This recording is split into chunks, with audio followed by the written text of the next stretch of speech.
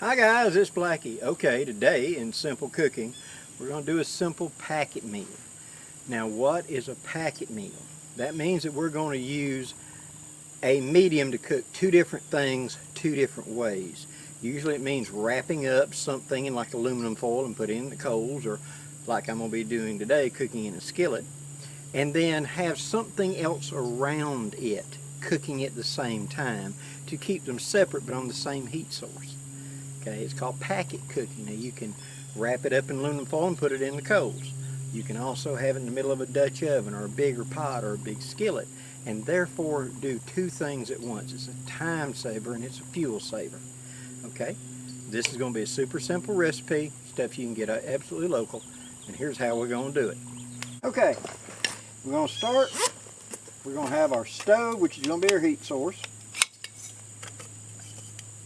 And again, this is a little Trangia ripoff. I'll get that fully going in a second. We're going to have our Pathfinder skillet. I'm using this big Campfire zippered bag is what I like to carry my skillet in.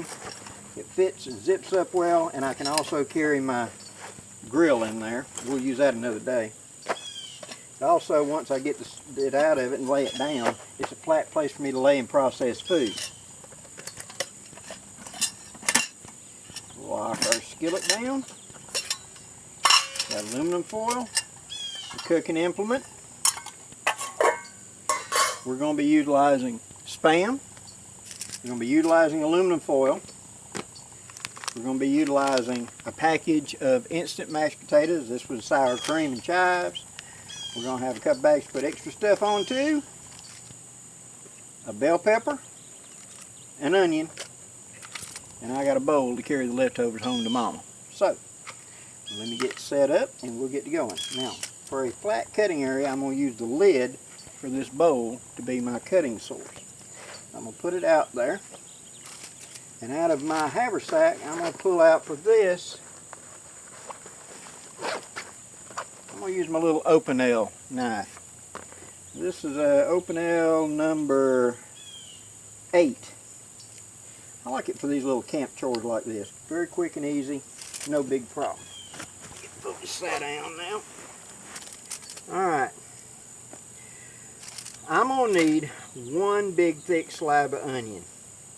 So I'm just going to cut this just like this.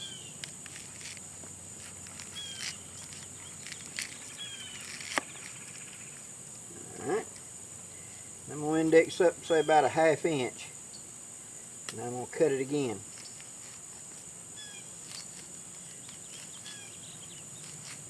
Now, if you don't like onion, you can substitute something else. You can put apple, you could put pear, you could put any kind of very dense, moisture-ridden vegetable into it. Okay? Now zip that up for the moment. Take my aluminum foil, open it up. I'm going to get that rind off the outer edge of it. Just like that. How simple and easy is this? Put that right in the middle. We'll come back to that in a second. Now we're going to take a hunk of bell pepper, and I only need about that much. So again, I'll take the rest of it back home to utilize for something else. Now eliminating them seeds, because I don't want them. Hopefully one day pepper plants will pop up right here.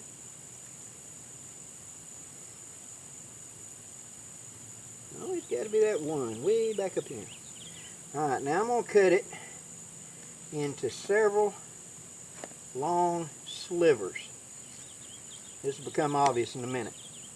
That's all I want, about 4 big slivers. Okay? Now, I'll bring back my aluminum foil, set them right there. I'm going to take my can of Spam. Now I'm using hickory smoked in this one. You could use teriyaki, you could use plain, you could use, if you want bigger, one of them small canned hams. You could use several different things. It doesn't have to be just this, okay? Anything of roughly this size you could utilize, okay?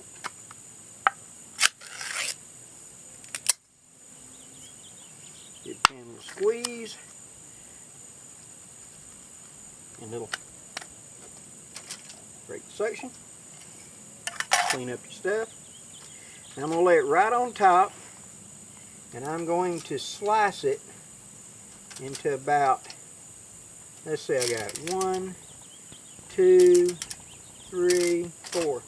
So I need 5 pieces. 1, 2, 3, 4, 5. Okay. Now I put a piece of bell pepper between. Don't want to lay flat. Took care of that. Next piece on top, just like you're stacking a sandwich.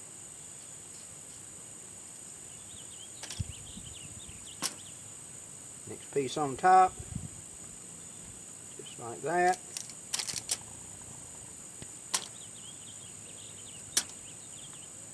Now you could put jalapeno in here. You could put whatever you want. It's going to get fiddly right here because I want to slide. And that's fine because we're going to make it all go together. And then finally that last piece back here on the back. You're going to put that last piece of meat right there. And we're going to fold that end up. Add them gibbles back in it. Fold this end up tight. Now notice I want that onion on the bottom. Bring it up, roll it over. Bring it up, roll it over. So it's continuous. No liquid's going to get in there or out of there. Okay? Now we've made up our packet. Now let me set up my stove. There we go.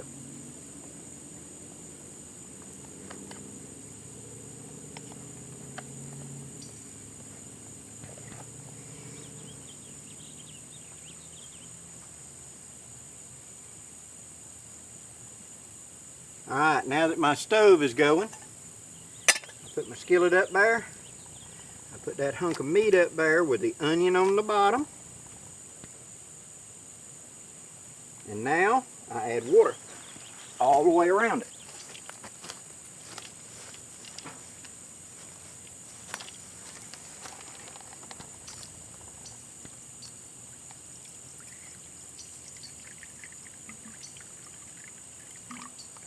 About that much. About a finger's depth all the way around. Now, by doing it this way, I put that onion on the bottom. That's going to act like an insulator. So as that heat immediately rises up, because it's right in the middle of the flame, and that pan heats up, that heat's going to first transfer to that onion. Well, that onion don't want to burn because it's such a high water content. It wants to steam instead. And that goes up into the meat. And everything's sealed up tight, so it's trapping that warmth. Okay? Now there's water all the way around it. That keeps it from getting too hot and scorching. Plus I'm heating the water. Now, when that comes to a rolling boil, that means that pan is 212 degrees. It can't go over that by much because the water turns to steam and steals heat away. So I put a temperature regulator in it.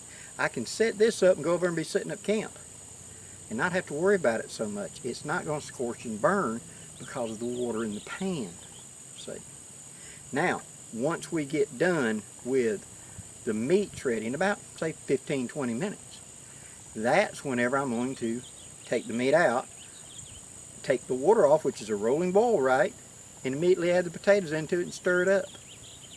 Don't immediately open up the meat. Sit at the side a minute. Stir up, and I got a big old pan of mashed potatoes. And then I'm bringing the meat and those juices back and put them right in the middle of it. So it'll be meat and the grilled onions or whatever, and the cooked onions and the bell pepper, and then mashed potatoes around it. Quick and simple, isn't it?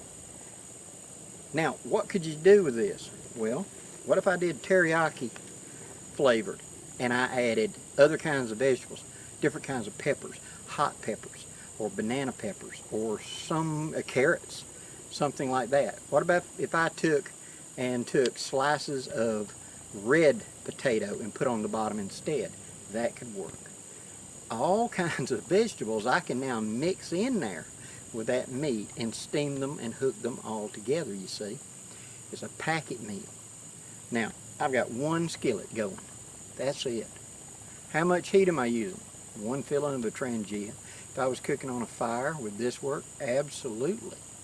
And it's something, again, it's hard to screw up. We're learning right now. This is simple beginning cooking.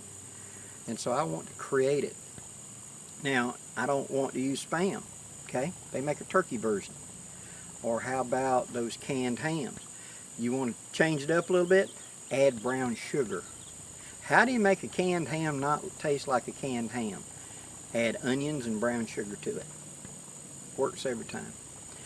Slice it, put the onions between it, other peppers, and then before you seal it up, put a big layer of brown sugar on top, and remember, some sort of vegetable underneath to act as a thermal barrier. It bakes it, and it does not taste like a regular ham, then it tastes more like a homemade ham. Little tricks will make your life so much easier in the field. Now that's got to cook for about another 15-20 minutes. So I'm going to kick back and relax a minute. I'll be back with you in a minute when it's ready to reveal.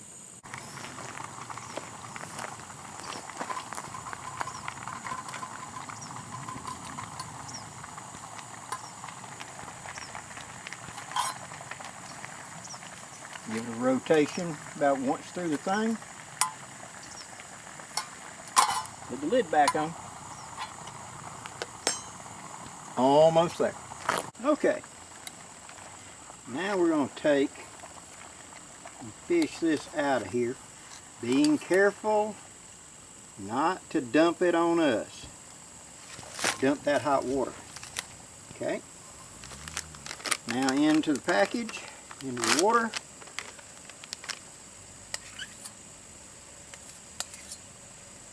We add in a little bit of potatoes.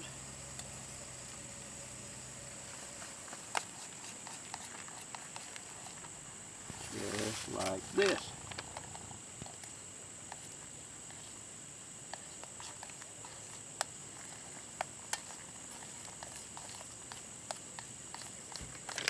And take it off the heat.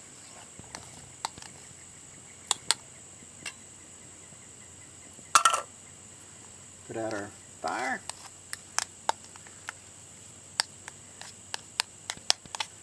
Stir them up good.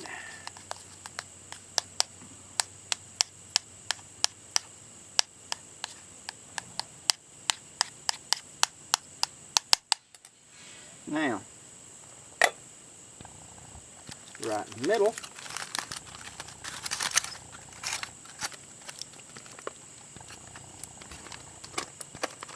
we come back,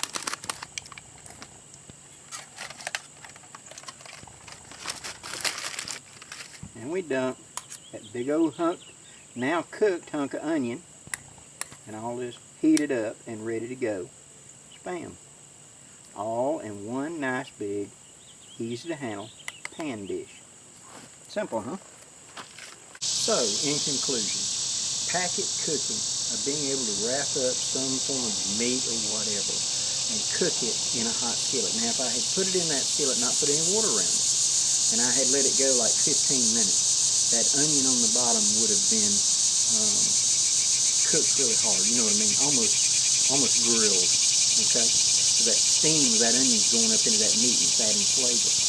Now, instead of putting water around the outside, I'm not going to do potatoes. What if I put, ketchup, a little bit of Coca-Cola, and a little bit of spice and made barbecue sauce, or made whatever kind of pan sauce, or meat and gravy. How about if I did gravy out there? See, all of that is possible by using this method, because that outer ring becomes a separate piece cooking at the same time.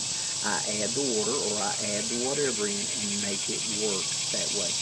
Hope this gives you some ideas, guys. Please leave any questions or comments below, and do me a favor, hit that like, share, and subscribe button before you go. Till next time, I'm Blackie, wishing you safe journeys. Have a great day, guys.